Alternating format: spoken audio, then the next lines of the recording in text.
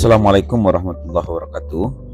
Bapak Ibu peserta PPG LPTK UIN Bukit Tinggi, pada kesempatan ini kami akan menjelaskan bagaimana melakukan proses lapor diri pada aplikasi Smart PPG UIN Bukit Tinggi.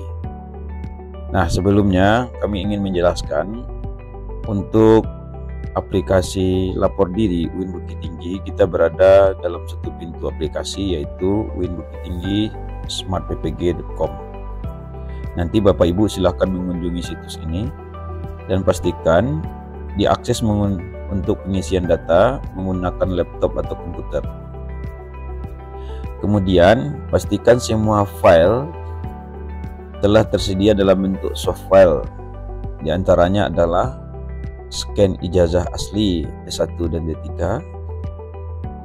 Ini dalam bentuk PDF ya. Kemudian scan pembagian tugas mengajar 2 tahun terakhir dalam bentuk PDF. Scan asli fakta integritas, nanti akan kita sediakan formatnya dalam bentuk PDF. Scan asli surat izin belajar bentuk PDF. Scan surat penyertaan ijazah jika Bapak Ibu lulusan luar negeri, kemudian scan foto KTP asli. Nah, pastikan dalam proses pengisian data nanti ketika mengunjungi situs ini semua data ini sudah lengkap dan pastikan internet lancar. Nah, semua data ini nanti dipisah-pisah per file. Ini satu file, ini satu file, ini satu file. Dan nanti Bapak Ibu akan diarahkan semua data ini Bapak Ibu upload di Google Drive masing-masing. Jadi ingin saya jelaskan dulu bagaimana cara kita untuk memasukkan file ini ke dalam Google Drive agar nantinya tidak terkunci atau status dari filenya dalam bentuk privat. Nah, caranya adalah Bapak Ibu silakan buka Google Drive masing-masing dan kemudian buat satu buah folder.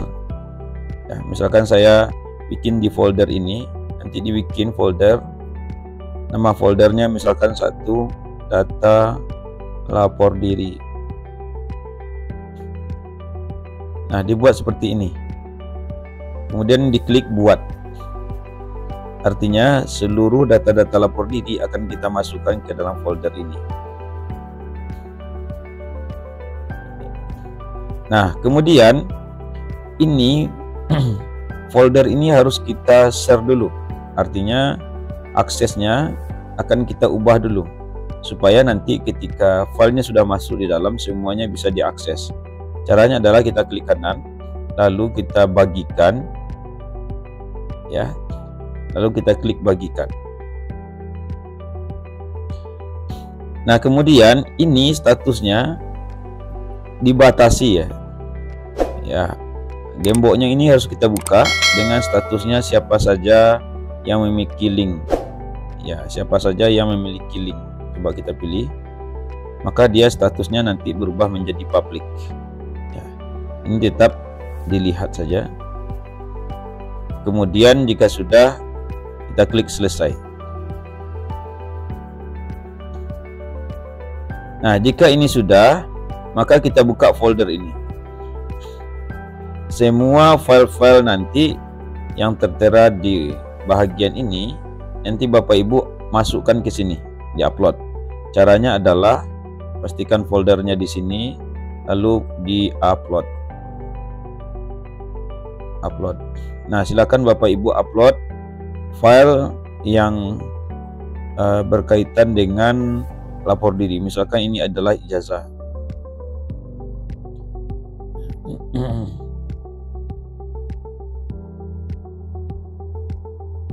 Nah, ini saya upload. Jadi diupload semua file di sini, ijazah, fakta integritas, semuanya diupload ya, agar nanti bisa dilihat oleh admin. Nah, Bapak Ibu silakan langsung mengunjungi situs ya UIN-BKT smartppg.com, maka tampilannya seperti ini. Nanti Bapak Ibu bisa scroll ke bawah, ada informasi panduan. Nah, untuk masuk ke dalam sistem, Bapak Ibu klik tombol login sebagai mahasiswa. Kemudian masukkan NIK Bapak Ibu. Ya, NIK nomor induk kependudukan. Silakan diketikkan. Untuk passwordnya, untuk password sekarang ini langsung dengan NIK yang sama. Jadi username-nya adalah NIP, nomor induk kependudukan, passwordnya adalah sama, NIK, NIK. Silakan diklik login. Ketika Bapak Ibu telah berhasil login, maka disuguhkan beberapa informasi notifikasi yang menuntut Bapak Ibu untuk melakukan lapor diri. Nah, apa saja data yang perlu diisi? Ini adalah data pribadi dan alamat, data akademik, data keluarga, dan upload dokumen lainnya. Kita klik tombol update data. Nah, di bagian ini Bapak Ibu akan diminta untuk mengisi data NIK. Ya, NIK sudah ada. Nama, sesuaikan nama Bapak Ibu dengan ijazah terakhir. Jadi kalau nanti ketika login datanya salah, silakan disesuaikan dengan data ijazah terakhir. Dan disarankan nanti jika ada perubahan langsung ya diupdate. Kemudian ada nomor akun siaga atau NPK. Ini bagi Bapak Ibu yang berasal dari madrasah atau non madrasah, silakan memasukkan akun siaganya, nomor akunnya. Karena kami meyakini Bapak Ibu sudah mengetahui nomor akun siaga dan NPK. Pastikan datanya sesuai dengan data yang Bapak Ibu miliki. Kemudian data kelahiran. Silakan dibikin tempat lahir, tanggal berapa misalkan lahirnya. Kemudian data kecamatan. Ini caranya adalah Bapak Ibu tinggal mengetikkan. Misalkan saya tinggal di Kecamatan Mandiangin. Diketikkan saja, maka ada hasilnya di sini. Bapak Ibu tinggal pilih. Kalau nggak tahu misalkan kecamatannya apa, diketik saja kabupatennya boleh juga. Misalkan saya bikin di sini ke Sukabumi. Ketika saya ketik Sukabumi, Bapak Ibu tinggal pilih di bawah. Ya, akan menghasilkan banyak kecamatan yang ada, lalu dipilih. Pastikan ini ID-nya, kecamatannya, kabupatennya, provinsi. Ya. Jadi maka otomatis nanti wilayahnya terpilih ini. Ya, jangan sampai salah karena ini berpengaruh data Bapak Ibu kepada form pengisian PDDikti. Saya ulangi, ini diketik keywordnya saja. Misalkan diketik, saya tinggal misalkan di Kecamatan Matur. Matur itu ada 2. Ya, hasilnya bisa kita cek di sini. Ada 2. Nah, misalkan saya pilih di bagian ini, kita cek. Maka otomatis sistem akan memberikan keterangan, Bapak Ibu tinggal berdasarkan kode wilayah ini. Kemudian ditulis detail alamat. Ini adalah alamat tinggal Bapak Ibu, bukan sesuai KTP. Ya. Ini adalah alamat tinggal Bapak Ibu, dijelaskan sedetail mungkin. Maka otomatis nanti sistem akan mempreview di sini.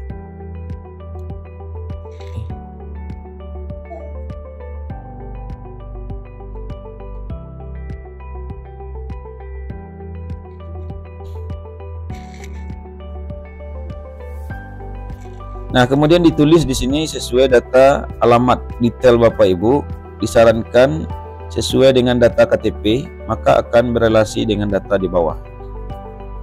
Ada kontak handphone. Pastikan kontak handphonenya adalah kontak Bapak Ibu masing-masing, termasuk email, termasuk nomor handphone. Jangan sampai salah memasukkan kedua data ini. Kemudian diupload foto maksimal 9 MB. Foto ini adalah berlatar warna merah.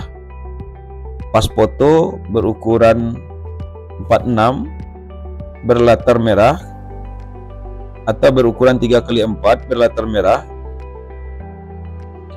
Upload pas foto berlatar warna terbaru dengan ukuran 3x4. Warnanya adalah merah. maksimal 9 mega. Silakan Bapak Ibu cari. Nah, silakan dicari, pastikan fotonya memiliki resolusi yang tinggi agar nanti bisa dilihat secara jelas. Kalau sudah, kita klik selanjutnya. Nah, ini ketika ada yang salah, ada notifikasi untuk melengkapi data. Jadi mohon Bapak Ibu hati-hati sekali dalam mengisi data ini dengan lengkap, dengan hati-hati, sehingga nanti akan berpengaruh kepada step berikutnya di tahapan data akademik. Masuk kedua itu adalah data akademik. Data akademik ini kita geser ke atas. Ini adalah berkaitan dengan data akademik dan pekerjaan Bapak Ibu. Yang pertama, Bapak Ibu harus pilih kategori dulu. Bapak Ibu masuk ke kategori apa PPG sekarang. Misalkan Bapak Ibu berasal dari sekolah umum, berarti mengajar di sekolah umum. Kalau enggak, berarti mengajar di madrasah. Kemudian ada jenis tempat mengajar, ada dari TK, RA, SD, MI dan segala macam. Silakan disesuaikan, atau SMA. Jadi kalau di madrasah dia disesuaikan lagi. Jangan sampai salah. Bapak Ibu mengajar madrasah, dan pastikan ini sesuai. Level tingkat mengajarnya di mana? Dibuatkan nama sekolahnya lengkap sesuai dengan data yang ada di SK mengajar. Ya, bagaimana format penulisannya harus sesuai begitu. Kemudian ada di sini pilihan riwayat akademik. Tahun lulus PPG-nya itu berapa? Berarti kalau lulus 2025, kita tulis 2025. Apa mata pelajaran yang Bapak Ibu ampuh? Silakan dipilih, misalkan fikih atau Quran hadis atau PAI. Ya, atau nanti PGMI atau PGRA sesuai dengan tempat Bapak Ibu mengajar dan juga data yang ada di SK tugas mengajar Bapak Ibu.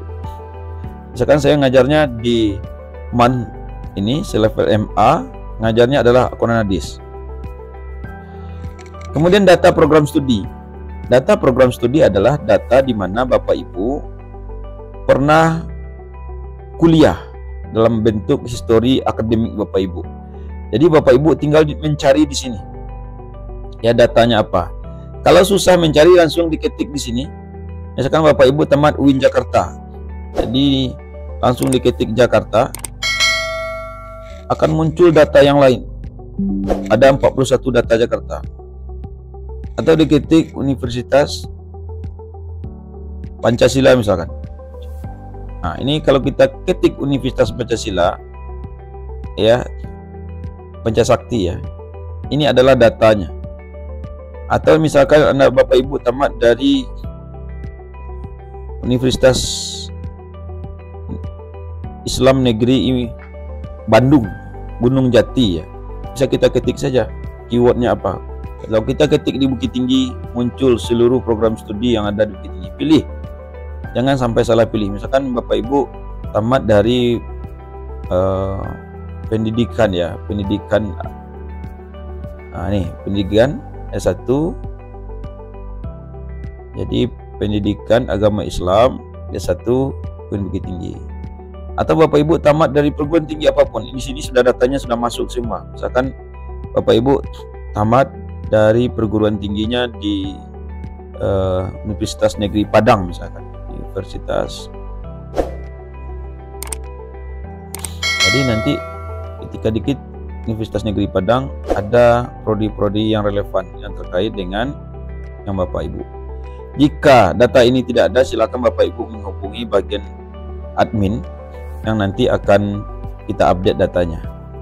Misalkan saya tamatan di sini adalah dari Universitas Islam Negeri Bukit Tinggi, saya ketik aja Bukit Tinggi, itu banyak yang ditemukan. Maka saya pilih, misalkan saya tamat dari S1 Pendidikan Agama Islam. Nah ini. Kemudian Bapak Ibu akan ada informasi yang terpilih. Ini nama prodinya ya, dipilih. Kemudian adalah data akademik Bapak Ibu. Kodenya sudah tertarik otomatis. Nah, statusnya adalah data akademik berhasil dimuat. Jadi pastikan ini centang Bapak Ibu ya, untuk memvalidasi bahwasanya data yang di atas sudah betul. Kemudian status kepegawaian. Bapak Ibu silakan isi sebagai P3K atau PNS, yayasan, guru tetap atau lainnya. Kalau nanti ada yayasan, guru tetap, nanti itu dibuktikan dengan SK dari penugasan. Begitu juga PNS dan P3K dan juga guru tidak tetap. Sekarang PNS dan P3K, TMT mengajar. Nah, Bapak Ibu mengajarnya sejak kapan TMT-nya? Tentu ini bergerak mundur. Nah, mungkin 2025 ya. Jadi langsung nanti Bapak Ibu cari, misalkan Bapak Ibu sudah mengajar sejak tahun 2015 Januari. Lihat SK pertama Bapak Ibu kapan. Lama tahun mengajar. Kalau 2015 mengajar per 1 Januari, maka Bapak Ibu otomatis lama tahunnya mengajar sudah 10 tahun. Langsung diangkat, ditulis 10 saja, tidak perlu ada kata tahun, 10. Nah, di bagian data akademik ini sudah selesai, kita klik lanjut. Nah, nama ayah, pastikan nama ayahnya adalah sesuai dengan data yang di KK. Nah, nama ibu adalah sesuai dengan data yang sampaikan. Kalau ada gelar di KTP-nya ditulis, tapi kalau tidak ada kosongkan saja, cukup nama lengkap saja.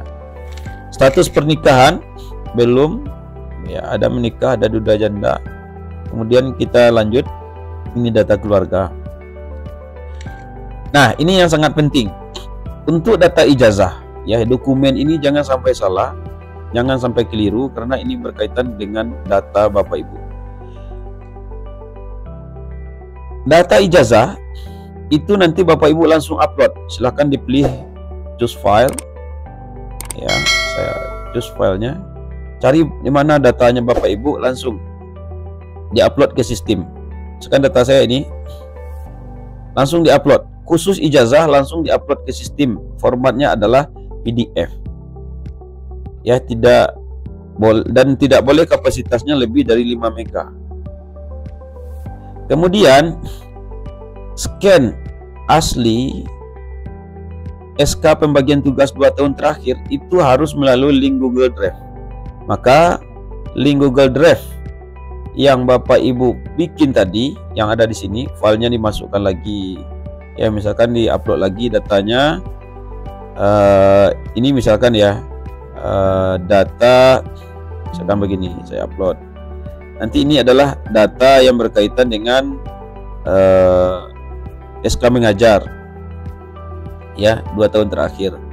Nah, yang kita cantolkan di sini adalah linknya, URL ya. Kita contohkan ini misalkan SK mengajar, saya ubah namanya menjadi SK mengajar 2 tahun.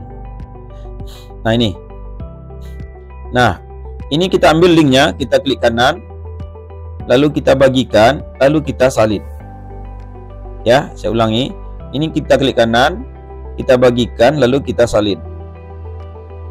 Nah, salinan ini langsung kita masukkan ke bagian ini. Kita langsung paste di sini, klik kanan, paste. Nah, pastikan kita uji dulu ya, kita buka dengan satu tabulasi ini, dan itu yang keluar ya, berarti sudah terbuka. Lanjut, ada scan fakta integritas. Nah, scan fakta integritas ini nanti akan kita sertakan di link deskripsi video. Bapak Ibu bisa mengunduh, mendownload, dan mengisi datanya ya.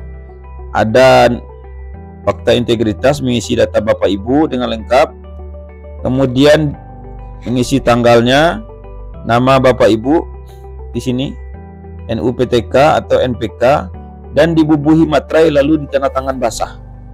Saya ulangi, mengisi data ini dengan lengkap, kemudian mengisi data tanggal, tempat, tanggal, bulan, dan kemudian nama Bapak Ibu, kemudian di print. Sebelum ditandatangani dikasih materai dulu, baru ditandatangani. Nah, kemudian file ini Bapak Ibu di scan PDF, kemudian diupload ke bagian ini. Lalu lakukan yang sama, ambil linknya, salin ya, lalu kita masukkan ke file ini. Begitu juga dengan scan asli surat izin belajar. pastikan sudah izin belajarnya terbaru dari sekolah. Masukkan ke file ini, lalu diambil linknya, paste. Angkanya sama. KTP juga, masukkan KTP Bapak Ibu. Cari KTP-nya di mana. Kami menyarankan KTP-nya ini resolusinya tinggi, jelas, dalam bentuk PDF saja, ya. Lalu dimasukkan ke link yang sama. Nah, maka pastikan semuanya tercentang dengan benar, sudah betul. Dan Bapak Ibu pastikan linknya itu tidak salah. Artinya scan ijazah. Pembagian tugas memang isinya adalah link dari file SK atau ya pembagian tugas dari sekolah selama 2 tahun terakhir. Begitu yang lain dicek lagi. Ini adalah opsional. Kalau Bapak Ibu pernah tamatan luar negeri dan itu ada penyetaraan ijazah dari kementerian. Kalau tidak, dikosongkan saja.